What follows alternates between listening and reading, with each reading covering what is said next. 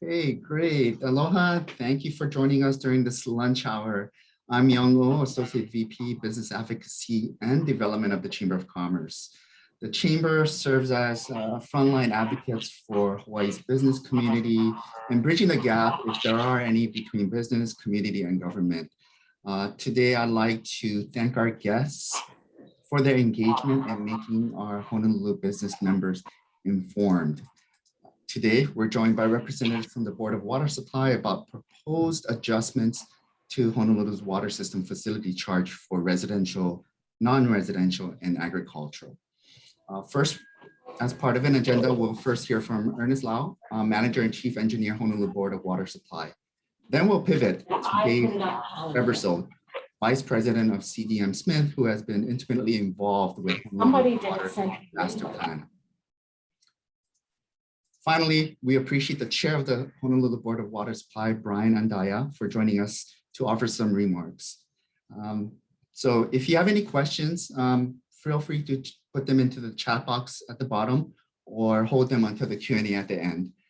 So let's get started. Our first guest, in February 2012, the Board of Water Supply's Board of Directors appointed Ernest Y.W. Lau as the 10th Manager, Chief Engineer of the Board of Water Supply. As manager, he is responsible for the overall strategic direction and management of the BWS, with a focus on furthering the department's mission to provide a safe, dependable, affordable water supply now and into the future. His experiences include working in water resource management, Department of Land and Natural Resources, State Water Code, Hawaii Department of Water. I think what I mentioned to Ernie is anything related to water, he's your guy. So I'll turn it over to you, Ernie. Thank you, Myung, and I really appreciate the Chamber giving us this opportunity to share with you some proposals that we're looking at, and welcome everybody. Before I go on, I'd like to just recognize our board chair, who's also joined us, Mr. Brian Andaya. And Myung, if it's okay, I'd like to maybe let Brian say a few words to start us off. Brian? Aloha, everyone. It's great to be back again as a former board member of the Chamber of Commerce. It's really an honor to be back. And, you know, it's an even greater honor to currently serve as chair of the Honolulu Board of Water Supply with our over 232,000 ratepayers, serving over 1 million people here on Oahu. You know, our mission is Kawai Ola, water for life, to ensure that we now and into the future provide safe, dependable, and affordable drinking water. And to that end, we always have to look at the future to plan, to look at budgets, kind of like all of you that run your businesses, and ensure that we have a sustainable model so we can keep doing Kawai Ola. So I don't want to take up too much time. Thank you very much for giving our agency the time to reach out and to answer any questions you may have. What you'll be hearing about today, the water systems facilities charges. We have not updated this through our fault. We haven't updated the rates for many, many years, well before my time as a board member. But as you know, you have to start somewhere. And I hope that you will all work with us as partners in doing this today.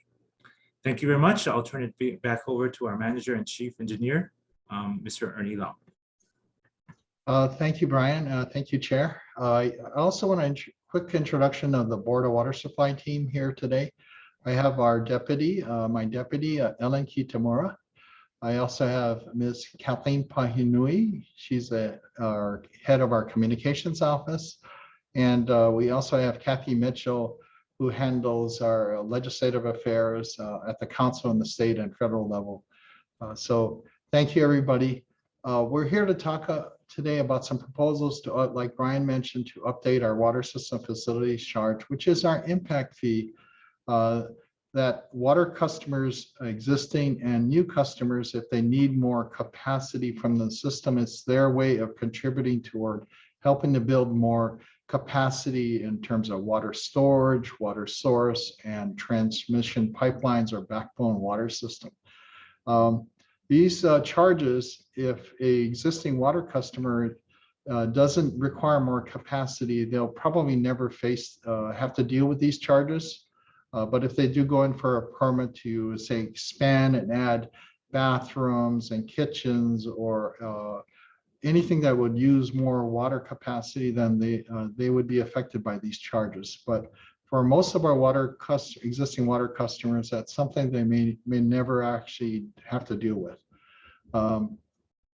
I have our consultant, Mr. Dave Ebersole here, who's with CDM Smith, and they've been very helpful in getting these proposals together, providing the engineering and financial analysis for the development of the basis for these charges.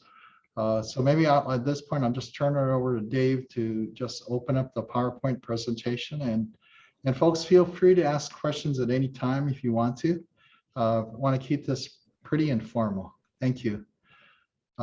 Next slide, Dave. Just some background real quick. The Board of Water Supply really provides water, drinking water, to most of the people of Oahu, except for certain areas like the military systems, so Joint Base Pearl Harbor Hickam, or out in Laie that serves the Polynesian Cultural Center. That's a private water system. In Kalailo, it's a private water system. For each day, we provide almost 145 million gallons of water to serve about 1 million people that live on Oahu, including our visitors. And it really starts, like Brian mentioned, we have about 170,000 customer accounts or water meter accounts in the system. And that's connected to 2,100 miles of pipeline. That also is tied to, actually it's 172 water tanks up on the hills, on the ridges. We have systems to treat water in Central Oahu primarily because of legacy chemical usage by the pineapple and sugar cultivation in the past. Almost 200 different groundwater wells. Our system depends entirely on groundwater. So water from underground aquifers is where we get our source of supply for drinking water. We also have tunnel sources up in the mountains that tap dike impounded groundwater, and also 5 shafts that supply water to our community. The biggest being Halava Shaft over in Halava Valley. So this is a pretty massive infrastructure that we have to maintain and expand to serve our community, to keep our businesses thriving with readily available potable water for their business. Next slide, please. We based our efforts on a master planning that started in 2015 and culminated in adopted by the Water Board, a 30-year water master plan. And really it looked at the entire water system.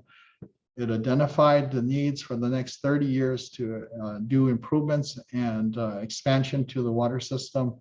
But also most importantly, the Board of Water Supply is financially self-sufficient. So we have no other source of revenue except for folks paying their water bills and paying our charges to basically operate and maintain and expand the water system. So we are financially self-sufficient. We get no property tax revenue from the city. Next, please. So over the next 30 years, you've identified 800 plus projects or infrastructure projects that we have to do island-wide, and the cost is a little over $5 billion. Next, please.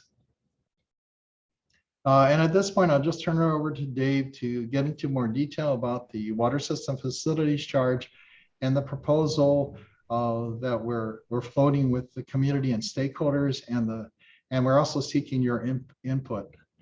Dave, go ahead. Thanks very much, Ernie. So as was mentioned, the water system facilities charge is a one-time charge based on water use capacity. It applies to all new developments requiring water from the BWS's system, or if a development needs additional capacity from an existing water service. For example, a large addition to your home that includes new bathrooms or a new processing area in an industrial facility that would require more water. It excludes existing developments or developments that have paid for and installed all of a water system, as some of the larger residential developments do, or those developments that have paid for a portion of the water system, either the source or transmission or storage elements of that.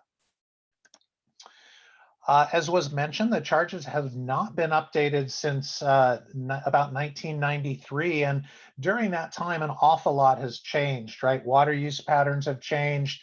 Growth needs across the island have changed. The amount of capacity that's available within the system itself has changed. Costs have gone up. And the end result is that the current revenues that the BWS collects are not sufficient to cover the costs of growth-related projects. What that means is the costs for those growth-related projects are instead spread out to all of the BWS's ratepayers to cover those costs. If we look at the past 5 years, the BWS has collected about $10.3 million per year in water system facilities charges. If we look forward for the next 5 years at just the growth-related capacity expansions for the system, those projects necessary to accommodate growth, that total expenditure is planned at about $42 million per year.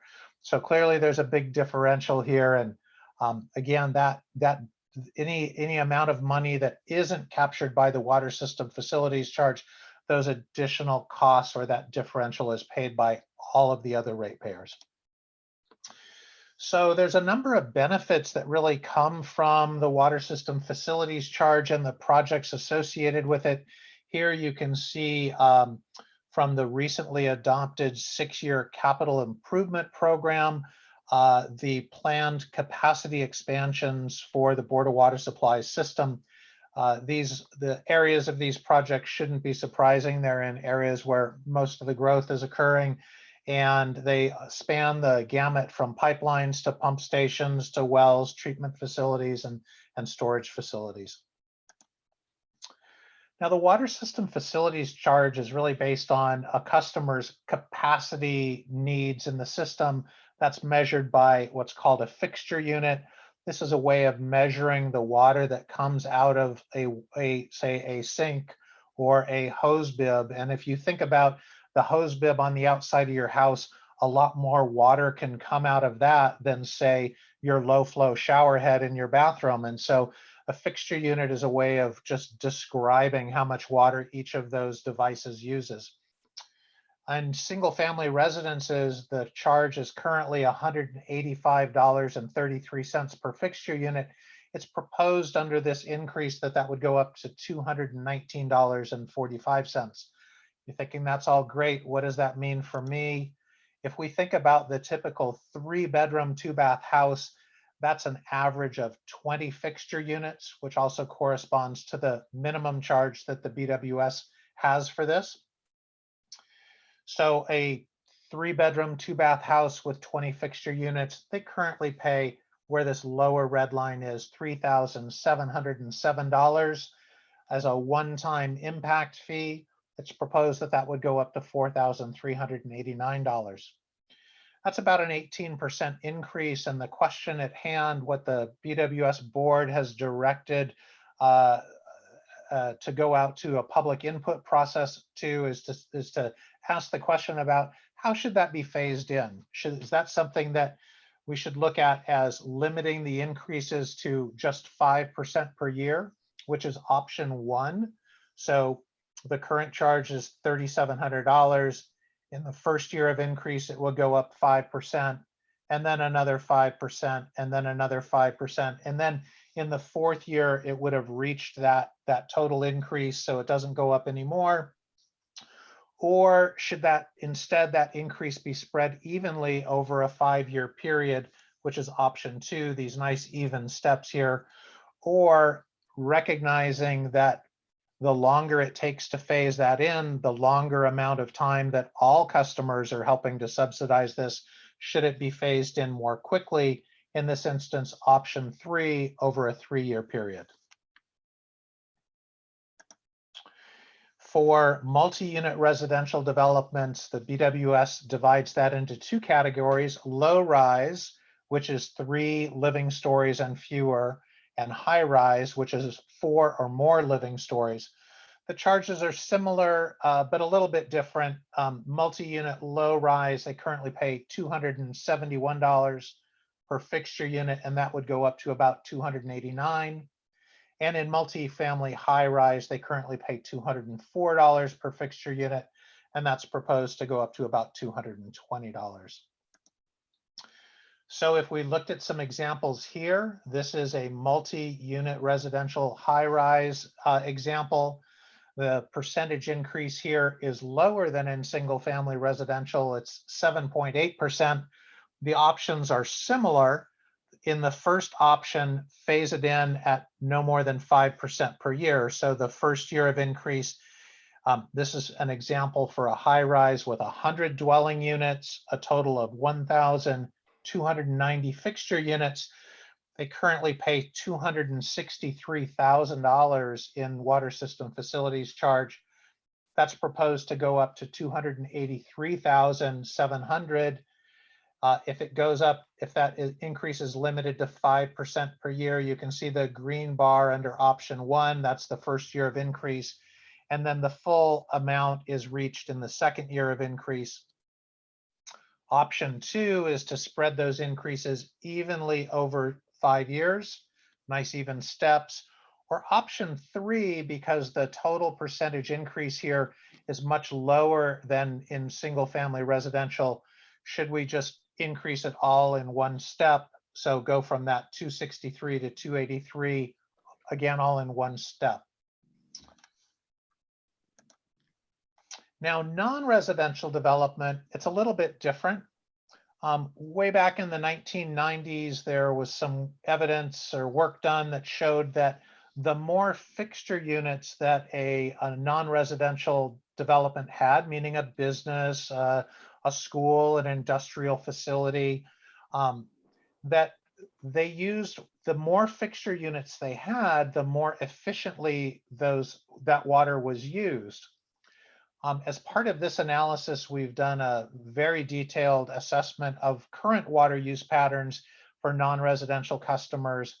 And due to changes in plumbing codes, conservation measures, all those things that have been happening over the past couple of decades, we see that water use is much more even, and it doesn't vary depending on the number of fixture units. So in the current structure, the first 50 fixture units, the customer pays $620 for each fixture unit, and each one above that, they pay only $220.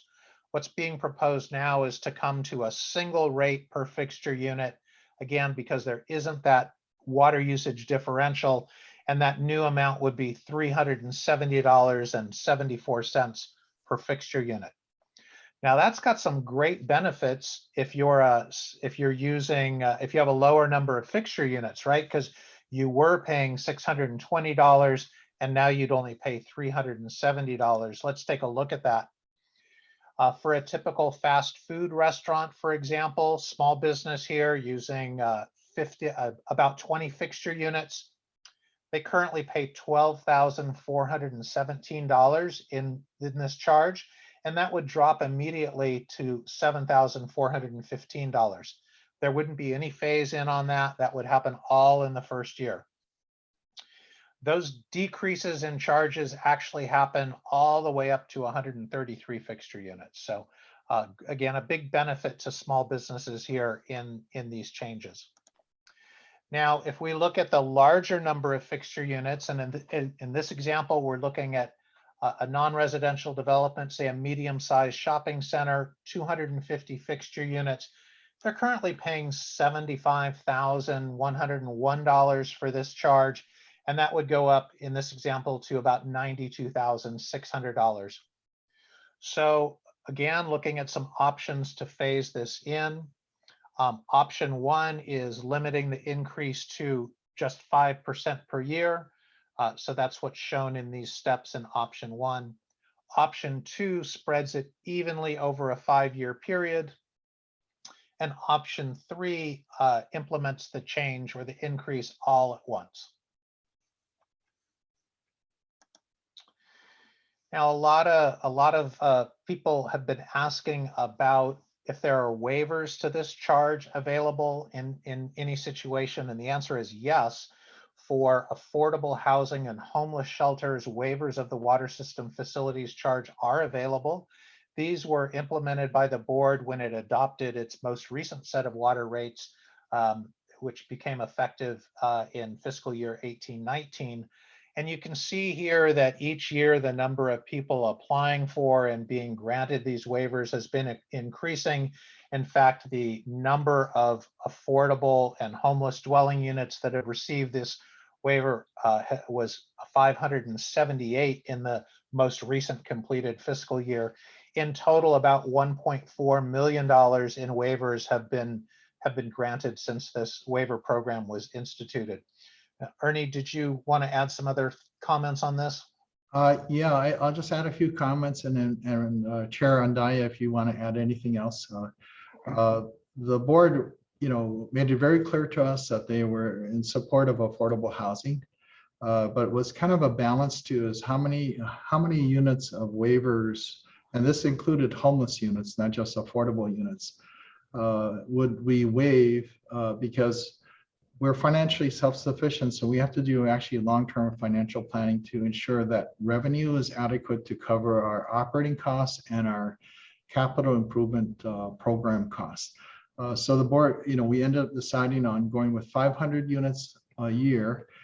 It's given out at the time a building permit application is received, and if the units are confirmed by the Department of Planning and Permitting to actually be affordable or homeless units. And all we need is a letter from them telling us to that effect. Then we can waive up to 500 units a year on a first come, first served basis. The reason we did it at the building permit stage, or at the stage where the project was actually going to start construction soon, was to encourage developers and builders of affordable housing and homeless units to actually move as quickly to get those into actual construction. The board did authorize me as a manager to have some discretion as we approach the 500 unit allocation per year.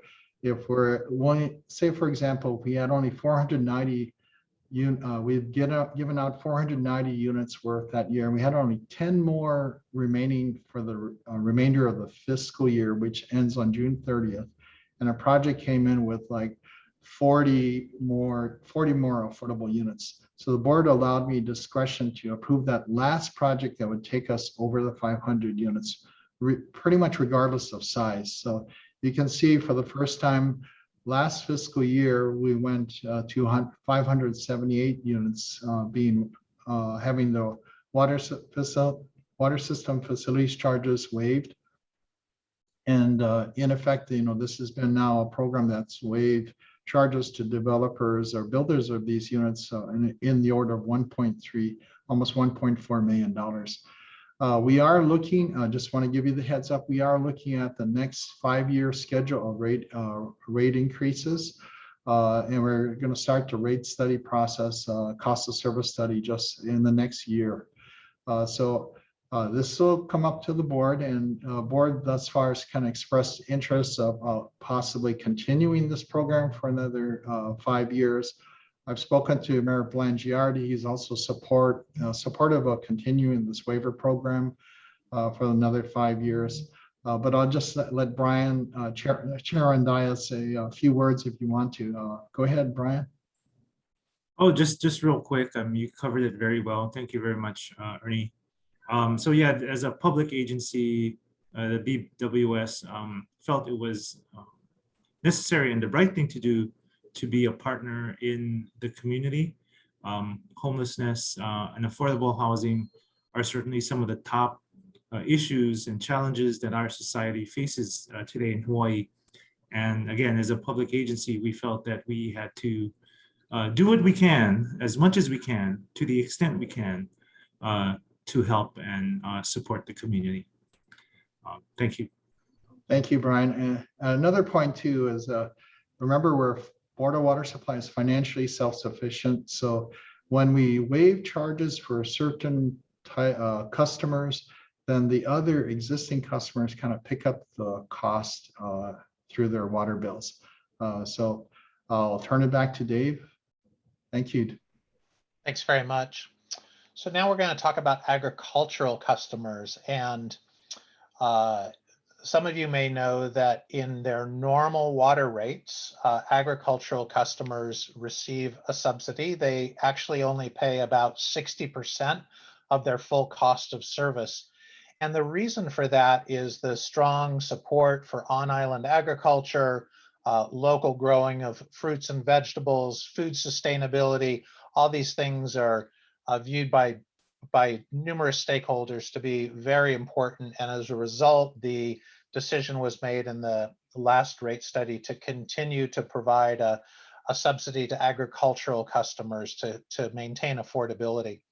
That same idea is being proposed with the water system facilities charge.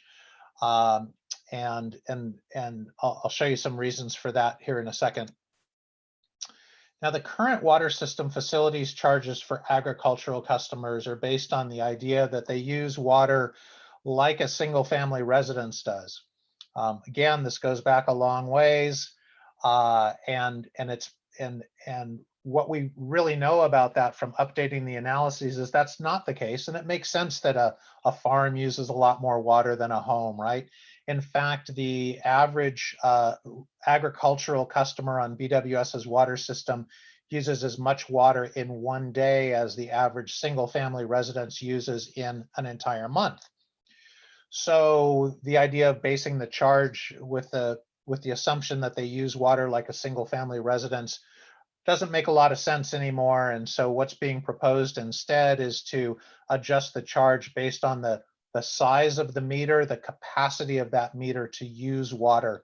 And we find that that's more reflective of the actual water use of these agricultural customers. It's a methodology that's established by the American Water Works Association in their M1 manual and used widely across the country. So that's the reason that you see some larger dollar increases here for agricultural customers. For example, for a 3/4 inch meter, the customer today pays just over $6,600, and it's proposed to increase that to $15,862. Again, reflecting their actual impact on the BWS water system. A 1-inch meter would go from $10,900 to $26,900. A 1.5 inch meter would go from $29,600 to a little over $52,000. And a 2-inch meter would go up about $20,000 from $64,800 to $84,000. Some other things are being proposed for agricultural customers to help manage these increases.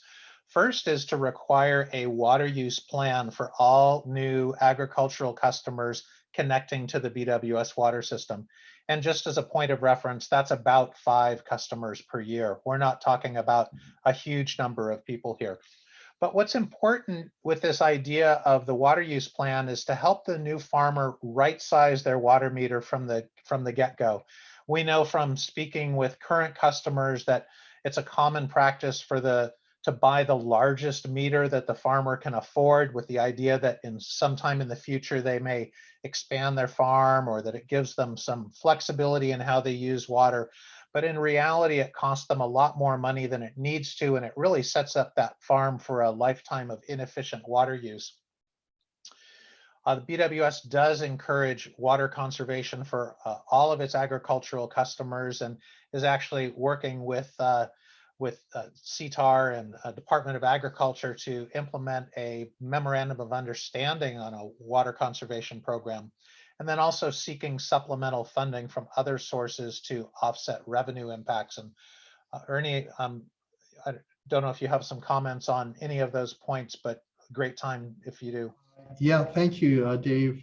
So again, I think the board recognized the importance of food security and thus the reduction in water charges for water use, but also considering a reduction in the water system facilities charge for agricultural customers.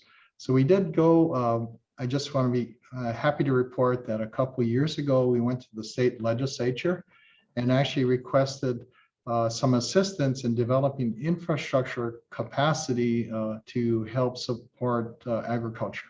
And they heard us and they allocated basically $1 million in general obligation bonds that would be repaid by the state of Hawaii and not the Board of Water Supply customers. But that $1 million would be used to drill a new exploratory well in Kunia, Kunia Wells 4. So we're looking at how to credit that back, that contribution from the state on behalf of agriculture to help benefit our agricultural water customers coming onto our system. It's something that, was a pleasant surprise that the legislature is going to do that. We really appreciate it. Right now, the $1 million request to release the funds is with the governor, and he's going to hopefully release it. And we've already signed an agreement with the Department of Land and Natural Resources, DLNR, on getting access to those funds to actually drill a new exploratory well in Kunia. So thanks, Dave. So if we're to just summarize what we've been going through, we're looking at 3 different options for phasing in these changes to the water system facilities charge. Again, this is a charge that is only paid one time, or if there's a significant change to the water system, this never shows up on your water bill. It's paid at the time of permit issuance. And to review, those options are for single family residential, option 1, doing a 5% maximum increase, or option 2, phasing it in evenly over 5 years, or in option 3, shortening that period to 3 years. You can see for the multi-unit residential and non-residential customers, those phase-in patterns are similar, a 5% maximum in option 1, phasing it in evenly over 5 years in option 2, or no phase in option 3. And then for the agricultural customers, a limitation of either 10% maximum increase or 6% maximum increase. Now, I do think it's important to note in the instance of non-residential customers, if the increase is limited to 5% per year, that in fact it will take 11 years to get to that full charge for the largest non-residential customers. So that's a subsidization of potentially really big water users. And then for the agricultural customers, depending on the meter size and the rate of phase in, whether it's 6% or 10%, it could take as much as 19 years to get to that full target charge. So the board directed this outreach effort to ask the question, since BWS customers pay for a portion of the costs for these growth-related capacity projects, and recognizing that adopting these new charges will help shift that burden from existing customers to really the developers of these new projects, what's your opinion about how quickly to implement these charges? Do you recommend taking more time, up to 5 years in many of these cases, to phase them in, or should they be implemented more quickly? And that's been the focus of this outreach effort. And Ernie, perhaps you want to summarize a little bit about some of those outreach activities that have been going on. Yeah, we've had quite a number of meetings with some key stakeholders. For example, developers. We've had 2 meetings with the developers and the construction community to talk about this, and they provided some really good feedback to us. Agriculture customers, even though there are a small number of customers actually using BWS water to farm, maybe 300 to 400 in our system, they are also very vocal in expressing their opinions. And we had a great meeting with the agricultural customers, stakeholders, including the Hawaii Farm Bureau. So we really appreciate that. A lot of meetings have been with the elected officials, also with the council members, And we're going out to the chamber, to the neighborhood boards, also to do outreach, and perhaps maybe request a time to brief the city council on this proposal. And it's only the start of our efforts.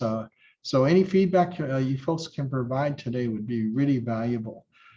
So maybe I'll ask the question, what do you think? Do you have any questions or thoughts on which approach, on which option, perhaps on the phasing of the increases? And feel free to use the chat or just go ahead and ask your question.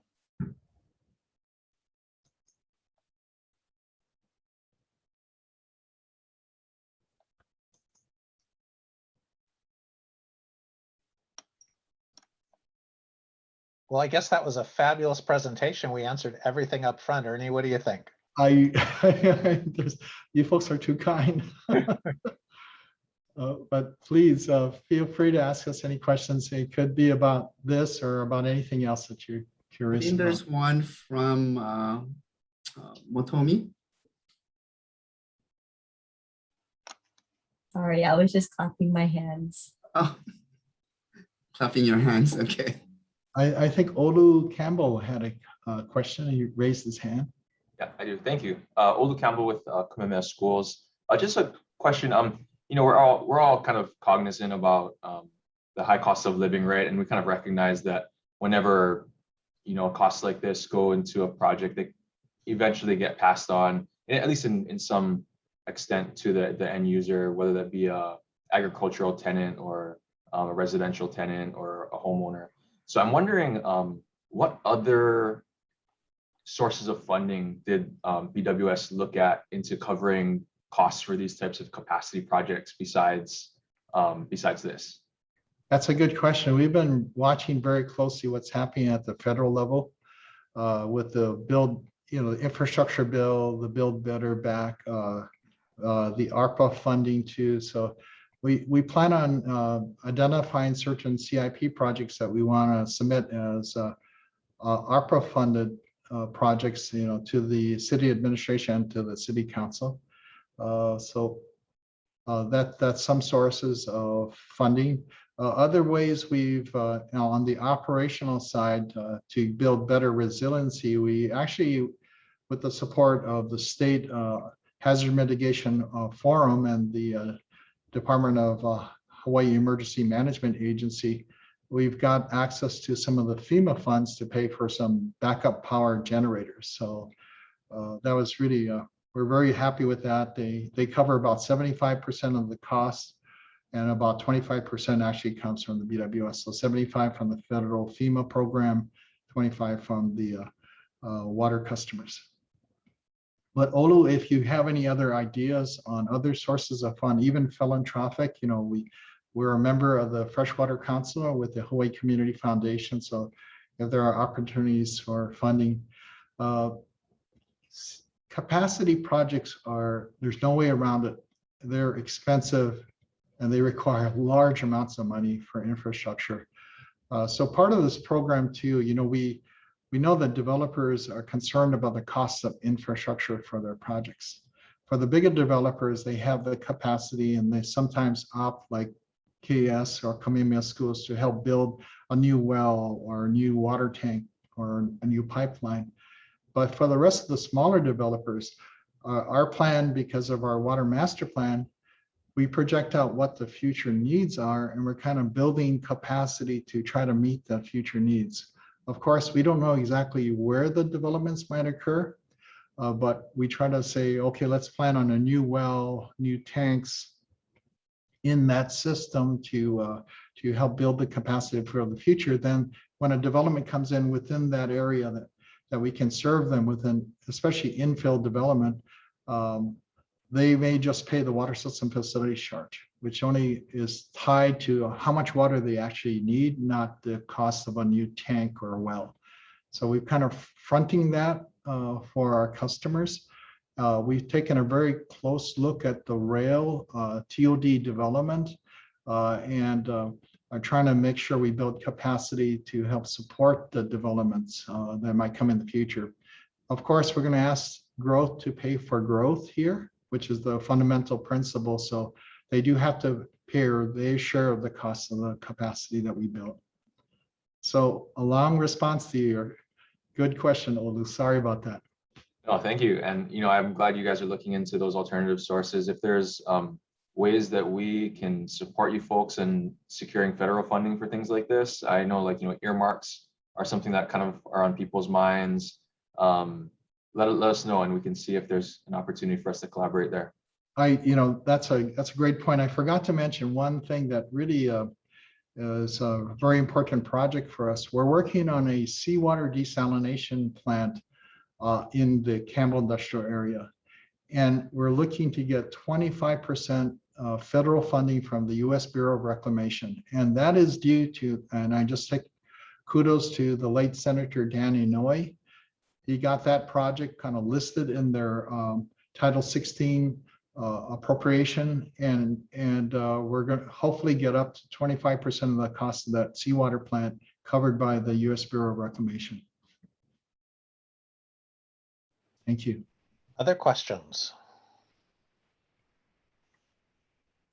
I had a quick question. Not so much an opinion about the phasing, but just curious for the single family developments, what percentage is just like a single person going in to build a house versus a developer coming in to do like a 200 single family housing development?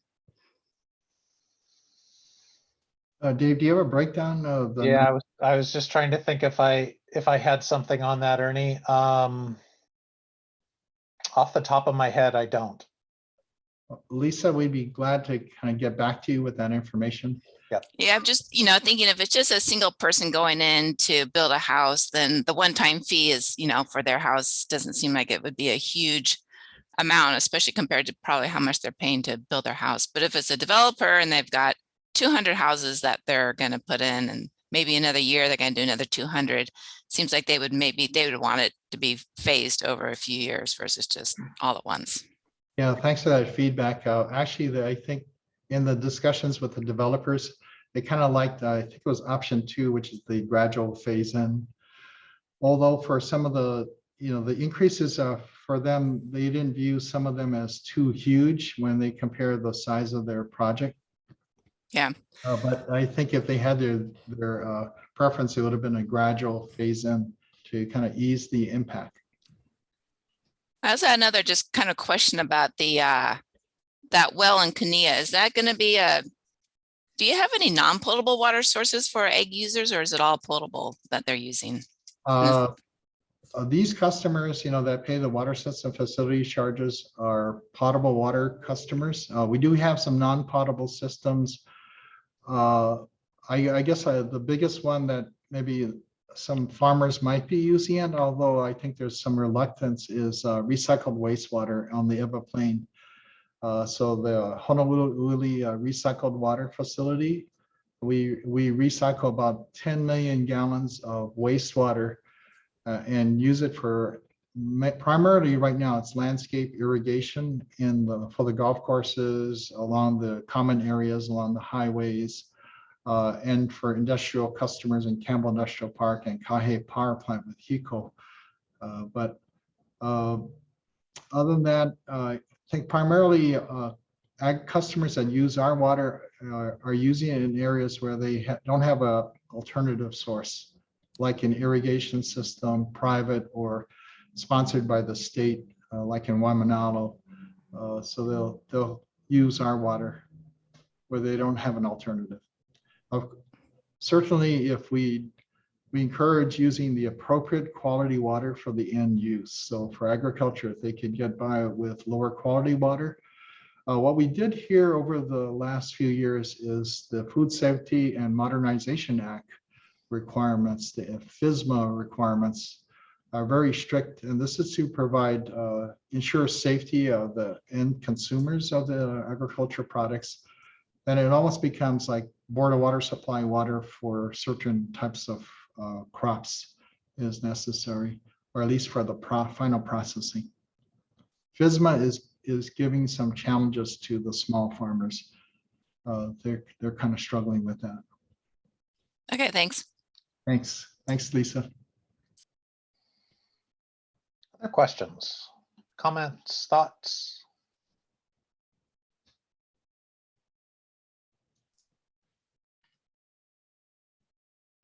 Well, if you do have any thoughts or comments, Kathleen is our point of contact. You can let Myung know here from the chamber, and he's got our email contacts.